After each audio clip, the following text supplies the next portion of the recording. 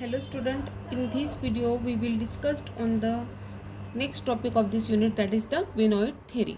Okay, so this quinoid theory is given by scientist Armstrong. So it is also called as the Armstrong theory also. So this theory is derived in 1888. Okay, so here let's see. Armstrong postulates that, जो Armstrong postulates है वो क्या बोल रहे हैं कि dyes are derivative of quinones. Okay, dyes जो है वो क्विनॉन्स के क्या है, डेरिवेटिव्स है, in which one or both oxygen atom may be replaced by the other atoms or group. देखो, one or more than one or both the oxygen atom, मतलब ये क्विनॉइड स्ट्रक्चर में 2 ऑक्सीजन एटम रहते हैं प्रेजेंट, तो उसमें से एक या दोनों भी oxygen atom replaced by other group, दूसरे ग्रुप से क्या होते हैं, रिप्लेस्ड होते हैं. And colour of the dye is due to the quinoid structure, और जो डाई का जो कलर रहता है वो क्विनॉइड स्ट्रक्चर की वजह से रहता है. First, on the basis of this theory benzene is colourless. बराबर है, ये बेंजीन स्ट्रक्चर है जो क्या है, कलरलेस है. और whereas the benzoquinone means benzene ring को 2 ऑक्सीजन एटम अटैच हैं, which gives the yellow colour. Okay, ये आपको समझ में आया होगा. Now according to this theory phenolphthalein is coloured when present in the P quinoid structure. जब ये थ्योरी हम अप्लाई करते हैं, ठीक है, तो फिनोप्थैलिन जो है वो कलर्ड कंपाउंड है, हमें पता है वो, ठीक है. When present in the P quinoid structure, कब, जब वो पी क्विनॉइड स्ट्रक्चर में प्रेजेंट रहता है तब. But colourless when P quinoid structure is absent. But यदि उसमें से पी क्विनॉइड स्ट्रक्चर यदि निकाल डालें तो वो क्या होगा, कलरलेस हो जाएगा. ठीक है, let's see example. This is the structure of phenolphthalein which is colorless. But when the phenolphthalein, and this is the red color, कब, जब उसमें क्विनॉइड स्ट्रक्चर ऐड करते तब. But the quinoid theory is not sufficient account for the coloring characteristic.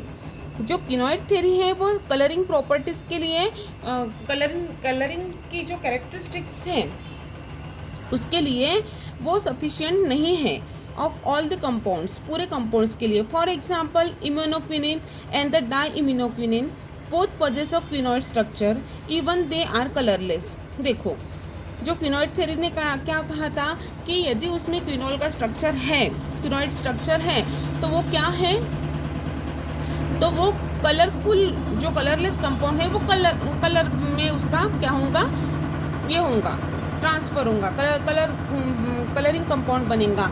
But there are some certain examples which is given in this point, that iminoquinone and the diiminoquinone both possess the quinoid structure. ये इम्यूनोक्विनोन में और डाईइम्यूनोक्विनोन में क्या है, quinoid structure है, but still they are the colourless. मतलब quinoid structure होने के बावजूद भी वो दोनों भी कैसे हैं, कलरलेस है. देखो, this is the structure of iminoquinone, इसमें क्विनॉइड है और इसमें भी diiminoquinone, but they are still colourless. On the other hand, number of colored compounds are known which cannot be replaced by the quinoid structure.